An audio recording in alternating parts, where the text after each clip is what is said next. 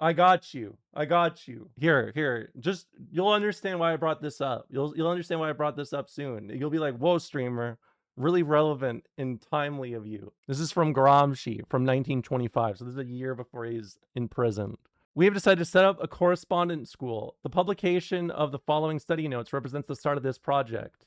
You may ask, what specific need of the class and its party, the Communist Party, has sparked this initiative? What would Gramsci make of people selling feet Jews? What is that?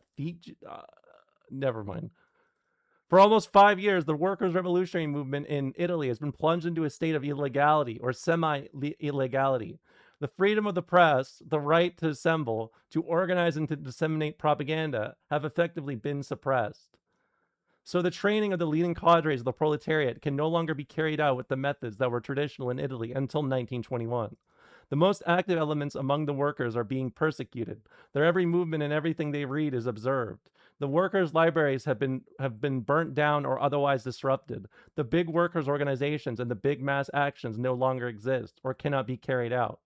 The militants hardly participate. When they do, it is only in an extremely limited manner, in discussions and arguments. Consider how we are now obliged to operate.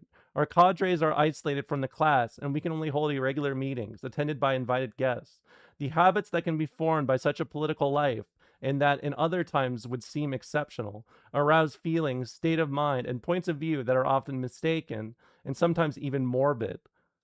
The new members gained by the party in such a situation are evidently sincere men with an ardent revolutionary faith, but they cannot presently be educated in our usual methods of wide-ranging activity, loose discussions, and mutual control that are appropriate for a period of bourgeois democracy and legality. In this way, a very grave danger arises. During the period of illegality, the mass of party members are likely to fall into damaging habits. 1. To focus only on the necessary expedients for avoiding the traps of the enemy. 2. To believe it is only possible to organize short-term actions carried out by little groups. 3. Observing how the enemy appears to have won power and held on to it through the deployment of small armed groups, the comrades may gradually retreat from the Marxist conception of the revolutionary self-activity of the proletariat. While believing themselves to be ever more radical due to their frequently expressed extreme aims and their bloodthirsty slogans, in reality they will become incapable of defeating the enemy. The history of the working class, especially in the epoch we are living through, demonstrates that this is no imaginary danger. The recovery of revolutionary parties after a period of illegality is often characterized by an unstoppable impulse to pursue action for action's sake. Another common failing is the absence of any consideration of the real relations between social forces, of the genuine mood of the workers and peasants, and of how well armed the respective sides are, etc. In this way, the Revolutionary Party has too often allowed itself to be crushed by a reaction that is not yet disintegrated, and whose reserves were not properly appreciated. Another key factor in such a situation is the spirit of the masses. They tend to be in a state of indifference or passivity. After any period of reaction, they will become very prudent and are easily thrown into a panic by any threat of a return to the old order from which they have only just emerged. It is difficult to avoid such errors, therefore the party ought to concern itself with them. It should prepare its cadre and its organization for such eventualities. It should elevate the intellectual level of the members who we find in our ranks during the period of the White Terror, and who are destined to be the central nucleus of the party afterwards. They must be the most resilient in the face of all obstacles and sacrifices. They must be ready to lead the revolution and to administer the proletarian state. In fact, the problem under consideration is even larger and more complex than it appears. The recovery of the revolutionary movement, and especially its victory, will see an influx of masses of new elements into the party. They cannot be turned away, especially if they are proletarian. Indeed, their support will be one of the key signs that the revolution is being fulfilled. But the influx nevertheless poses a problem. How can we prevent the nucleus of the party being submerged and broken up by these new stormy waves? We all remember what happened to the Socialist Party in Italy after the last war. The nucleus of the party, comprised of comrades who had remained faithful to the cause throughout the catastrophic events, had by then shrunk to about 16,000 members. Yet, by the time of the Livorno Congress in 1921, 200,000 members were represented. That is to say, the vast majority of the members had joined in a short period immediately after the war. They had undergone no political preparation. They were starved of almost any notion of Marxism, and as a result, they were easy prey for the petit bourgeois demagogues and braggarts who constituted the phenomena of maximalism during the years 1919 to 1920. It is not insignificant that the current leader of the Socialist Party and editor of Avanti should be Pietro Nenni. He joined the party after the Livorno Congress, but he nevertheless sums up and synthesizes in himself all the ideological weaknesses and all the distinctive characteristics of the maximalism of the post-war period. Just a bit of context for this, what he's talking about. The socialist parties in Italy were essentially a lot more democratic socialist, and they were a lot more like essentially reformist and trying to work from within the system. Sounds fine. What's notable though is there's a period in 1922, the Pact of Pacification, that was it. The Pact of Pacification, or Pacification Pact, was a peace agreement initially signed by Benito Mussolini, who would later become dictator of Italy, and other leaders of the fasci within the Italian Socialist Party and the General Confederation of Labor, CGL, in Rome in August 2nd or 3rd, 1921. The pact called for an immediate action to put an end to the threats, assaults, reprisals, active vengeance, and personal violence of any description by either side for the mutual respect of all economic organizations. The Italian futurists, syndicalists, and others favored Mussolini's peace pact as an attempt at reconciliation with the socialists. Others saw it as a means to form a grand coalition of new mass parties to overthrow the liberal systems via parliament or civil society.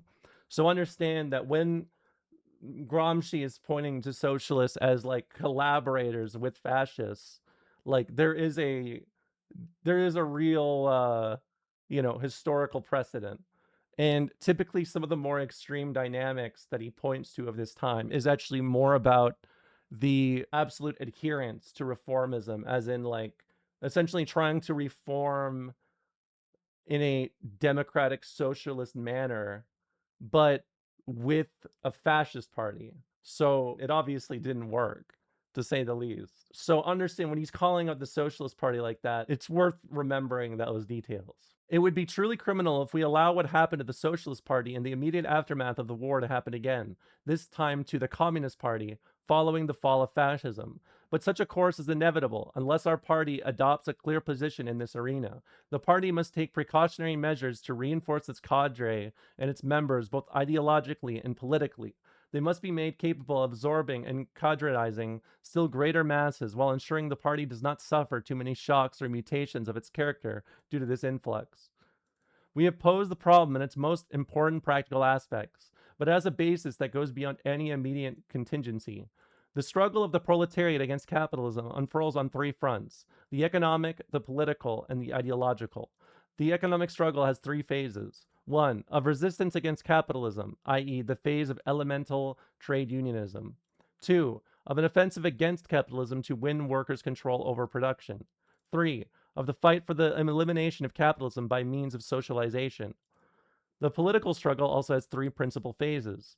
1. The fight to rein in the power of the bourgeois through a parliamentary state, i.e., to maintain or create a democratic situation, a period of relative equilibrium between the classes that allows the proletariat to organize itself. 2. The fight for the conquest of power and for the creation of a workers' state, i.e., a complex political action through which the proletariat mobilizes around itself all the anti-capitalist social forces, above all, the peasant class, and leads them to victory.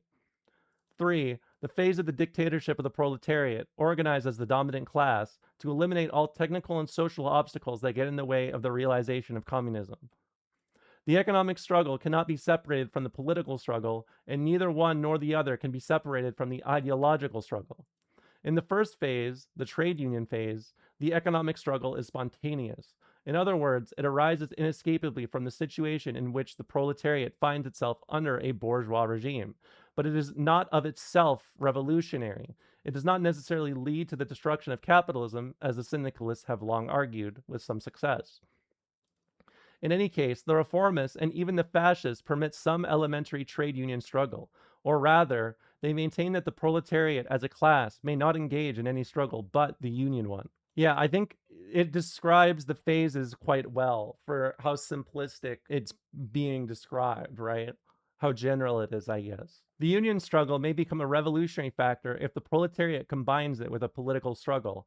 That is, if the proletariat becomes conscious of being the protagonist in a much wider battle, one that takes on all the most vital questions about the organization of society, i.e., if it becomes aware that it is fighting for socialism. The element of spontaneity is never enough for a revolutionary struggle. It will never take the working class beyond the limits of existing bourgeois democracy. For that to occur, a conscious ideological element is necessary.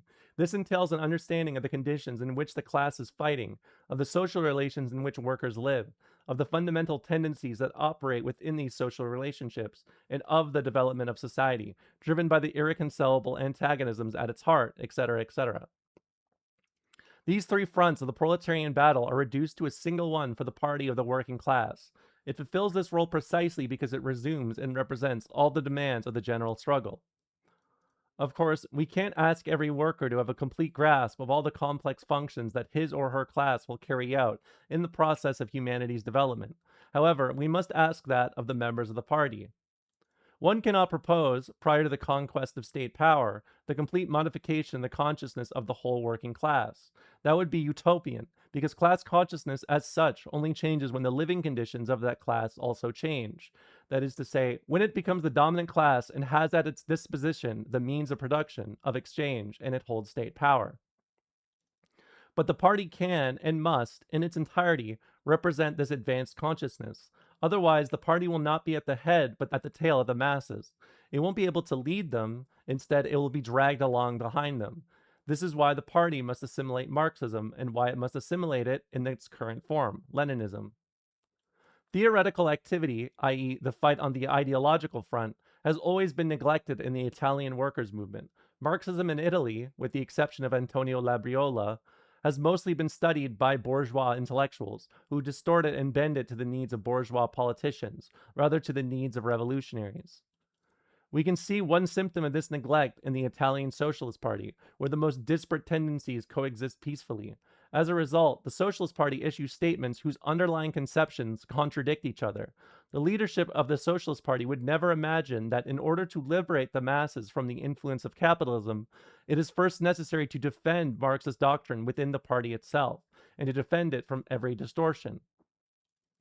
This unfortunate tradition has not yet been broken within our own party, at least not in a systematic manner, which required significant and continuous activity. Despite all this, they say that Marxism has been very lucky in Italy. In a certain sense, this is true. But it's also true that such luck has not been good for the proletariat. It hasn't helped to create new means of struggle, and it hasn't been a revolutionary phenomenon. Marxism in Italy consists of various statements plucked from Marx's writing, which have been principally been used by the Italian bourgeois to demonstrate that, in order for society to develop, it is necessary to do without democracy, to trample on the law, and to laugh at liberty and justice. The Marxism known to the philosophers of the Italian bourgeois consists of Marx's observations on how the system functions, and the role of the bourgeois within that system. It offers them a scientific point of view, which then absolves them of any need to resort to justifications for their actions. Their very selective Marxism is used to fight against the workers. In order to correct this fraudulent interpretation, the reformists become Democrats en masse. They become incense-bearing acolytes for the deconsecrated saints of capitalism. The theoreticians of the Italian bourgeois were able to develop the concept of the proletarian nation. They argued that Italy in its entirety was a proletarian, and that Marx's conception must be applied to the struggle of Italy against the other capitalist states, not to the fight of the Italian proletariat against Italian capitalism. The Marxists of the Socialist Party allowed these aberrations to pass without putting up a fight. Indeed, they were accepted by Enrico Ferri, who was taken for a great socialist theoretician. This was the luck of Marxism in Italy. It served as a dressing for the most indigestible sauces that the most imprudent adventurers of the pen wanted to sell. Marxists of this stamp included Enrico Ferreri, Guglielmo Fierro, Achille Laurier, Paolo Orano, Benito Mussolini, etc. To fight against the confusion that was created in this manner, the party needs to intensify and I know I said googly elbow. I know I said that shit. I was instantly like, fuck, whatever. I'm just moving on. The party needs to intensify and systematize its activity in the ideological field. The fucking googly Elmo, god damn it. The party should make clear that its militants have a duty to understand Marxist-Leninist doctrine, at least in its general terms. Our party is not a democratic party. I don't know, but it's saying it like googly Elmo makes me feel insane. Our party is not a democratic party, at least not in the vulgar sense that is commonly given to this word. The party is centralized rationally and internationally. In the international arena, our party is a simple section of a much larger party, a party of the whole world. It may be an absolute necessity of revolution, but what repercussions can this type of organization have? Italy itself gives us an answer to this question. In reaction to the usual trends within the Socialist Party, where much is discussed but little is resolved, and whose unity is often shattered by the continuous clashes of different factions, tendencies, and cliques, our party ended up not discussing anything. The centralization of our party and its unified direction and conceptions give rise to an intellectual stagnation. The constant need to fight against fascism contributed to this tendency. Indeed, even before the party was founded, fascism had passed onto its first active and offensive phase. However, an erroneous conception of the party, submitted in the Theses on Tactics at the Rome Congress, the Rome Congress was basically like a major meeting of Italian socialists, basically, also contributed to the malaise. Centralization and unity were conceived in a manner that was too mechanical. The Central Committee, or rather, the Executive Committee, was considered to be the party, rather than its representative and guide. If this conception were to be applied permanently, the party would lose its distinctive political characteristics. It would become, at best, an army, and a bourgeois one at that. It would lose its powers of attraction, and would distance itself from the masses. In order for the party to live and be in contact with the masses, every member needs to be an active political element, that is to say, a leader. Precisely because the party is strongly centralized, a large amount of propaganda and agitation among its ranks is required.